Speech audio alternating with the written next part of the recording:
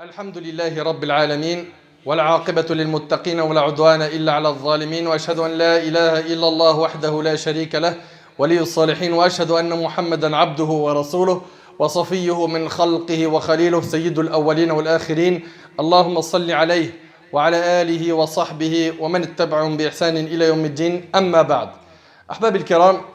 On continue toujours la série sur l'explication des noms d'Allah Tabarak wa Ta'ala et après cette Jum'a Inch'Allah on arrêtera les khutbas sur les noms d'Allah pour parler de Ramadan et nous préparer à accueillir cet invité. Et donc on aura peut-être 1 mois et demi, voire 2 mois de discours sur avant et pendant et l'après Ramadan, comment est-ce que le musulman doit se comporter, comment est-ce qu'il peut se réformer, comment est-ce qu'il peut se racheter, comment est-ce qu'il peut se racheter auprès d'Allah Tabarak wa Ta'ala. Aujourd'hui on a rendez-vous avec un parmi les noms d'Allah Tabarak wa Ta'ala qui est Ismullah Al-Shafi. Al-Shafi c'est le guérisseur. C'est celui qui guérit, subhanahu wa ta'ala. Mais souvent, quand on parle de guérison, on ne pense qu'aux maladies du corps et non aux maladies de l'âme, les maladies du cœur, les maladies spirituelles. Et nous allons, bi'idhnillahi tabarak wa ta'ala, voir ensemble qu'il n'y a qu'Allah tabarak wa ta'ala qui peut soulager nos peines, nos tristesses, qu'il peut dissiper les soucis, qui peut guérir des maladies. C'est Allah tabarak wa ta'ala qui guérit les cœurs, c'est-à-dire leurs maladies spirituelles. Et c'est lui, Azza wa Jal, qui guérit les corps de tout type de maladie. De tout type de maladie, peu importe cette maladie, qu'elle soit une grande maladie ou une petite. Ahbab al-Kiram, le nom d'Allah al-Shafi est un parmi les noms qui, lorsqu'il est ancré dans notre cœur et qu'on l'a bien compris, apaise le cœur des croyants et donne espoir à ceux qui sont désespérés par une maladie qui s'est prolongé depuis plusieurs mois, voire plusieurs années.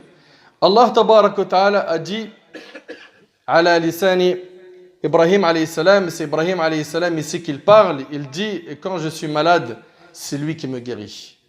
Et quand je suis malade, c'est lui qui me guérit. Et l'imam al-Bukhari et Muslim rapportent selon Aïcha radiyallahu anha que le prophète sallallahu alayhi wa sallam rendait visite à l'une de ses épouses malades. Il passait sa main droite sur l'endroit douloureux en disant Adhib al-ba'sa rabb an-nas. Seigneur Dieu, maître des humains, fais partir le mal. Ishfi anta shafi. Guéris, c'est toi qui guéris. La shifa'a illa shifa'uk. Il n'est de guérison que la tienne. Shifa'an la yughadiru saqama. Shifa'an la yughadiru saqama. Une guérison ne laissant après elle aucun mal. Quand vous allez être touché d'une maladie, mes chers frères et sœurs, et que vous voulez invoquer Allah subhanahu wa ta'ala pour qu'il vous facilite de tenir et de guérir, dites Ya Shafi ishfini. Ya Shafi, ô toi le guérisseur, guéris-moi. Ya Shafi ishfini. Allah tabarak wa ta'ala est celui qui guérit les gens. Il les guérit des maladies qui touchent le corps et des maladies qui touchent le cœur, à savoir les maladies spirituelles, les baisses de foi, les personnes qui se sentent mal intérieurement, les personnes qui sont anéanties par les péchés et qui ont noirci leur cœur et qui ont besoin qu'Allah subhanahu wa ta'ala les sauve de ces épreuves qu'ils vivent. Demande à Allah subhanahu wa ta'ala, le guérisseur, de guérir ton cœur, de guérir ton corps si tu es malade d'une maladie physique. Et il n'y a qu'Allah tabarak wa ta'ala qui s'appelle le guérisseur Al-Shafi. Mon frère ainsi que toi ma soeur, sache et enracine ça dans ton cœur, il n'y a qu'Allah Azza wa Jal qui guérit. Allah Tabarak wa Ta'ala nous dit, et si Allah fait qu'un malheur te touche, nul autre que lui ne peut l'enlever. Et s'il fait qu'un bonheur te touche, c'est qu'il est omnipotent. Deuxièmement, sache mon frère ainsi que toi ma soeur, que lorsqu'Allah Tabarak wa Ta'ala descend une maladie, il descend aussi son remède. Le prophète sallallahu alayhi wa sallam dans le hadith qui est rapporté par le Bukhari selon Abu Huraira radiyallahu anhu a dit, Allah n'a pas fait descendre une maladie sans avoir descendu son remède. Toutes les maladies elles ont leur remède. Parmi les causes qui vont éliminer cette maladie de ta vie, il y a premièrement ad-du'a. Invoque Allah subhanahu wa ta'ala. Et sache qu'Allah tabarak wa ta'ala est proche de ses serviteurs. Allah Azza wa Jal dit au prophète alayhi salatu wa salam, et quand mes serviteurs t'interrogent sur moi, alors je suis tout proche. Je suis tout proche. Je réponds à l'appel de celui qui me prie quand il me prie, qu'il réponde à mon appel et qu'il croit en moi afin qu'il soit guidé.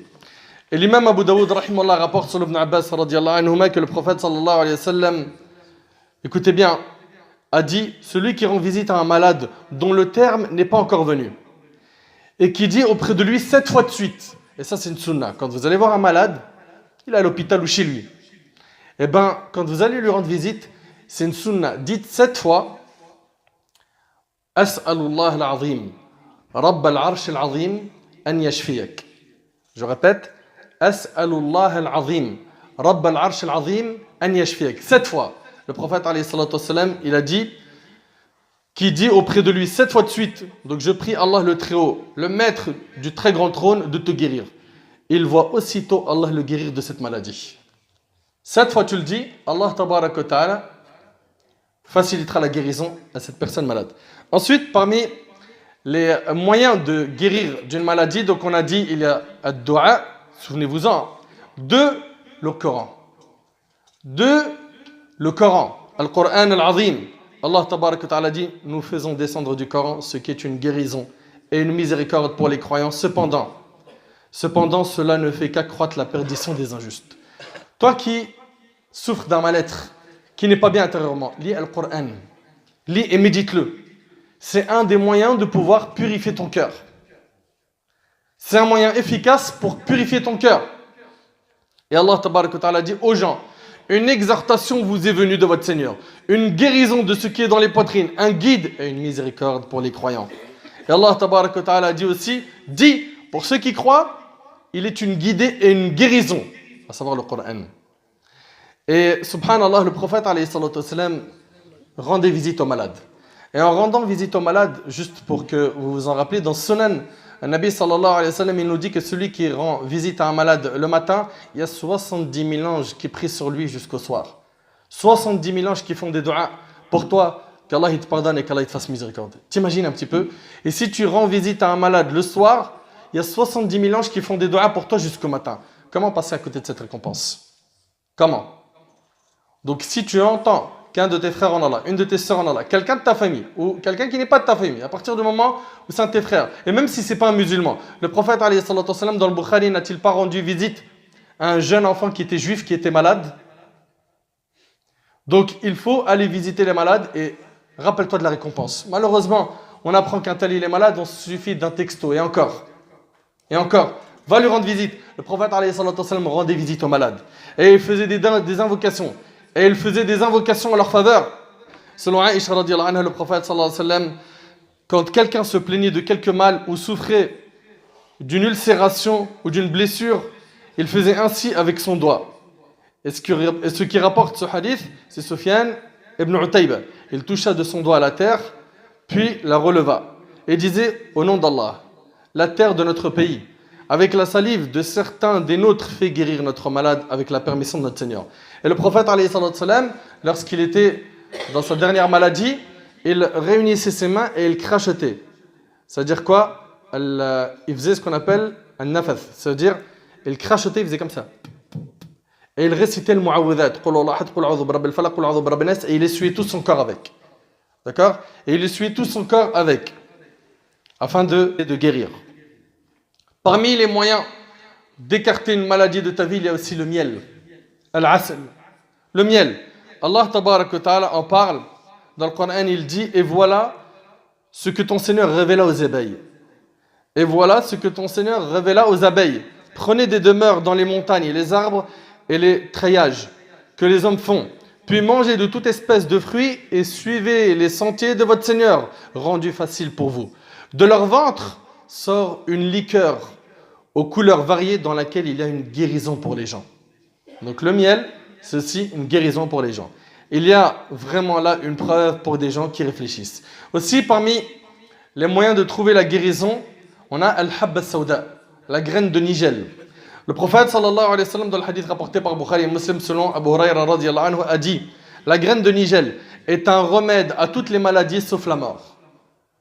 La graine de nigel est un remède à toutes les maladies sauf la mort. Aussi, parmi les moyens, donc les causes pour guérir, j'ai bien dit les causes, il y a al-hijama. Al-hijama, c'est cette médecine prophétique avec un système de ventouse qui permet de purifier le sang du corps. Et donc ça aide énormément les personnes qui sont malades. Le prophète sallallahu alayhi wa sallam, dans le hadith rapporté par Bukhari, selon Ibn Abbas radiyallahu anhu, a dit, la guérison se trouve dans 3 choses. La guérison se trouve dans 3 choses. L'incision de celui qui fait la hijama, ou une gorgée de miel, ou une cautérisation par le feu, et j'interdis à ma communauté la cautérisation. Aussi, il y a l'eau de Zamzam. L'eau de Zamzam, une eau bénie. Jabir ibn Abdullah radiyallahu anhu rapporte que le prophète sallallahu alayhi wa sallam a dit l'eau de Zamzam est bonne pour réaliser le vœu pour lequel on la boit. Et c'est rapporté par Ibn Majah. Ibn Abbas radiyallahu anhuma, ce grand compagnon, ce savant parmi les compagnons, quand il buvait du Zamzam, il faisait une dua. Il disait quoi? Allahumma inni as'aluka ilman nafi'a wa rizqan wasi'a wa shifa'an min kulli da. Oh Allah, accorde-moi une science utile, une large subsistance et un remède contre toute maladie. Et un remède contre toute maladie. Aussi, parmi les moyens de trouver la guérison, il y a tout ce qu'Allah subhanahu wa ta'ala a créé sur terre, qui va servir dans la médecine contemporaine et avec lesquels ils vont faire des médicaments. Bien évidemment, on n'écarte pas cela, car certains pourraient se dire donc la guérison c'est uniquement le miel, le Coran, etc. Et donc les médicaments, la pharmacie, c'est pas permis en islam. Absolument pas. C'est pas du tout ce qu'on a dit. Mais ça fait aussi partie des causes qui nous permettent de trouver la guérison par la permission d'Allah subhanahu wa ta'ala. Maintenant, des points qui sont très importants et c'est avec ça que je vais terminer. Mon frère ainsi que toi, ma soeur, toi qui as été touché par une maladie qui a touché ton physique ou quelqu'un de ta famille et qui dure depuis un certain temps, sache qu'il y a une sagesse divine derrière cette maladie. Qu'Allah tabarak wa ta'ala ne fait pas cela pour rien. Si Allah tabarak wa ta'ala a fait cela, c'est qu'il y a une sagesse. Allah c'est Al-Hakim. Il sait quand est-ce qu'il faut rendre malade quelqu'un et quand est-ce qu'il faut lui accorder la guérison. Et quand il prolonge une maladie chez quelqu'un, c'est qu'il y a toujours derrière des sagesses. On est souvent impatient d'avoir la guérison et on se demande pourquoi est-ce que c'est aussi long. Alors il faut savoir que quand la maladie est longue, il y a dans cela une élévation en degré pour toi. Et il y a en cela une expiation de péché.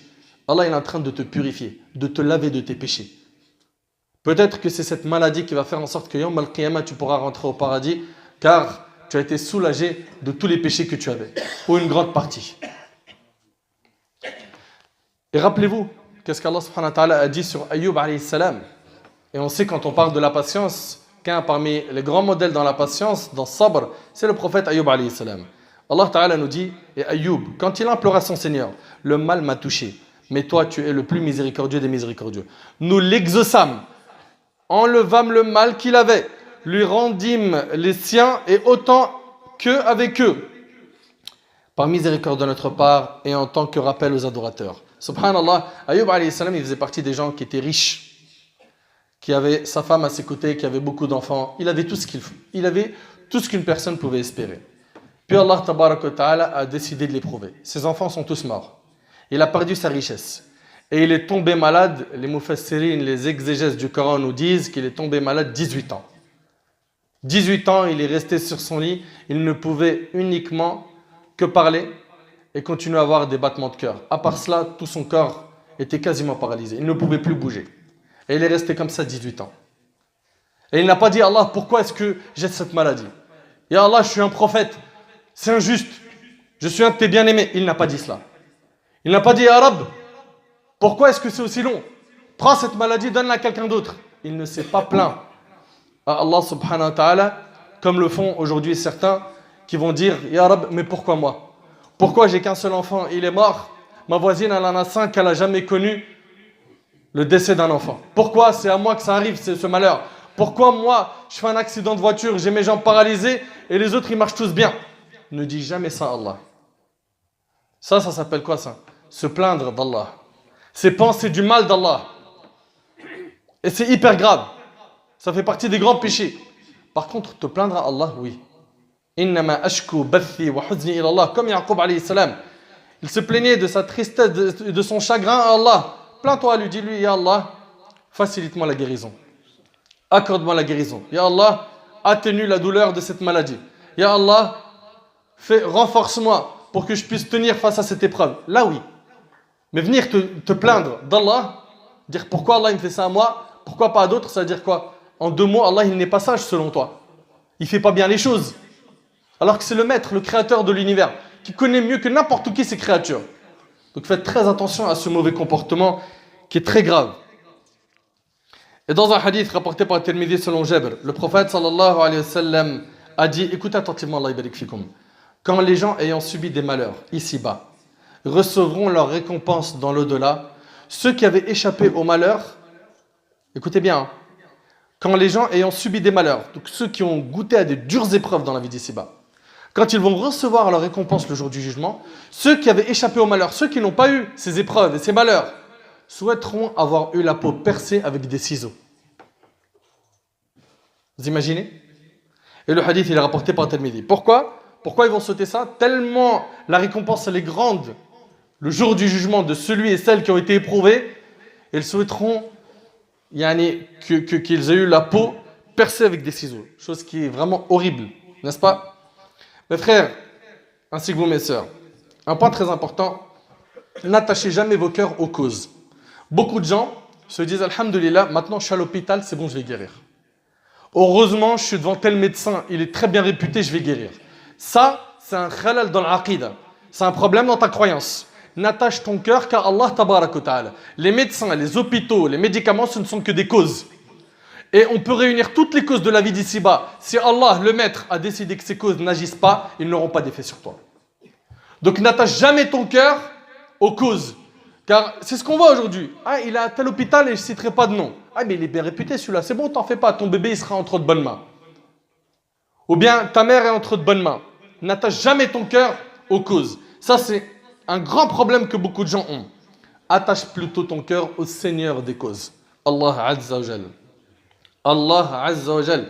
Et aussi une chose qu'on recommande à ceux qui ont été éprouvés par des maladies spirituelles ou corporelles, ne désespérez jamais. Ne désespérez jamais en vous disant « ça y est, c'est fini pour moi, c'est ma fin ». Et vous commencez à vous isoler, ne plus fréquenter les gens, à vous éloigner d'Allah, à penser du mal de lui. Ne soyez pas de cela. Gardez espoir en Allah, quoi qu'il vous arrive. Et rappelez-vous qu'après l'obscurité de la nuit vient toujours la lumière de l'aube. Donc rappelle-toi que même si c'est long dans l'obscurité, Inch'Allah, t'inquiète pas. Il y a la lumière du soleil qui arrive. T'inquiète pas, garde espoir. Et rappelle-toi qu'à chaque fois qu'Allah il a descendu une maladie, il a aussi descendu son remède. Et concernant les histoires de certaines personnes qui ont été guéries de maladies importantes, je pense qu'on en connaît tous une grande quantité d'histoires. J'oublierai jamais ce frère qui m'a appelé en pleurant au téléphone et qui m'a dit « Mon frère Nader, je viens d'apprendre une nouvelle, c'est une foudre. » Je lui ai dit quoi? Il m'a dit « Ma femme, elle est touchée d'un cancer. » Vous savez très bien, quand on entend parler de cette maladie, ça nous donne des frissons. Ça fait froid dans le dos. Un cancer, qu'Allah subhanahu wa ta'ala guérisse tous ceux qui ont le cancer. Qu'Allah tabarak wa ta'ala guérisse tous les malades de notre communauté. Qu'Allah tabarak wa ta'ala améliore leur situation.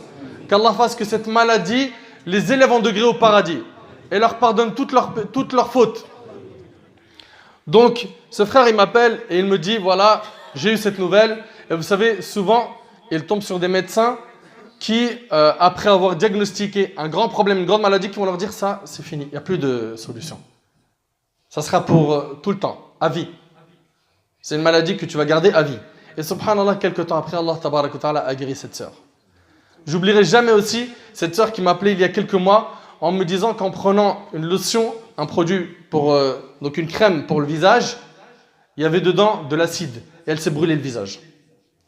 Elle s'est brûlée tout le visage. Elle était, elle, noire de peau. Et subhanallah, en mettant cette crème, son visage est devenu blanc avec des taches. Elle m'a dit, je ne sortirai plus de la maison à partir d'aujourd'hui. Et elle faisait que de pleurer. Elle faisait que de pleurer. Et elle m'a dit, tous les médecins, je suis parti dans plusieurs hôpitaux, ils m'ont dit, ça c'est une brûlure très grave et c'est à vie. Tu vas la garder, ça sera terminé.